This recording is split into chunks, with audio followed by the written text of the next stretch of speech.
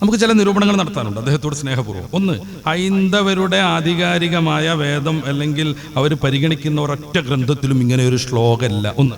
രണ്ടാമത്തത്, അദ്ദേഹം പറയുന്ന അർത്ഥം അതിന് ശരിയേ അല്ല. മൂന്നാമത്തത്, അദ്ദേഹം പറയുന്ന അർത്ഥം ശരിയാണെന്നുണ്ടെങ്കിൽ തന്നെ അത് ഇസ്ലാമായിട്ടൊരു ബന്ധമില്ല. ഇതിലേക്കാണ് മതം ക്ഷണിക്കുന്നത് എന്ന് പറയുമ്പോൾ 100% അദ്ദേഹത്തിന് അബദ്ധം സംഭവിക്കുന്നു. നമുക്കിത് ഓരോന്നോരോന്നായിട്ട് അർത്ഥം വയ്ക്കാം. ആകാശാത്, ആകാശത്തിൽ നിന്ന് പതിച്ച തോയം വെള്ളം. യഥാ എപ്രകാരം ഗച്ഛതി പോകുന്നോ സാഗരം കടലിലേക്ക്, എന്നുവെച്ചാൽ ആകാശത്തിൽ നിന്ന് പതിച്ച ജലം എപ്രകാരം കടലിലേക്ക് പോകുന്നോ സർവദേവ നമസ്കാര. അതേ നമസ്കാരം എന്നാണ് പറയുന്നത്, അത് തെറ്റ.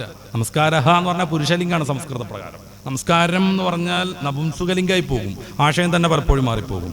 അദ്ദേഹം ഇനി എവിടെയെങ്കിലും അത് ഉദ്ധരിക്കുമ്പോൾ നമസ്കാര എന്ന് പറയണം, നമസ്കാരം എന്ന് പറയാൻ പാടില്ല.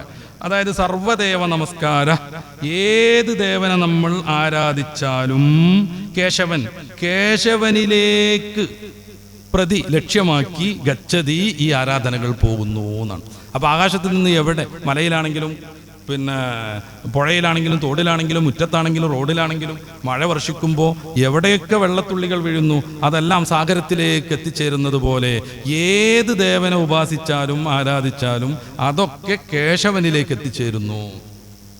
എന്നിട്ട് ഇദ്ദേഹം പറയാണ്, ഹൈന്ദവർ ആരാധിക്കുന്ന ഏത് ദൈവത്തെയും, ക്രൈസ്തവർ ആരാധിക്കുന്ന ഏത് ദൈവത്തെയും, ഇസ്ലാം ആരാധിക്കുന്ന ഏത് ദൈവത്തെയും, ഇതൊന്നും ഇസ്ലാമുമായിട്ട് ബന്ധമില്ലാന്ന്.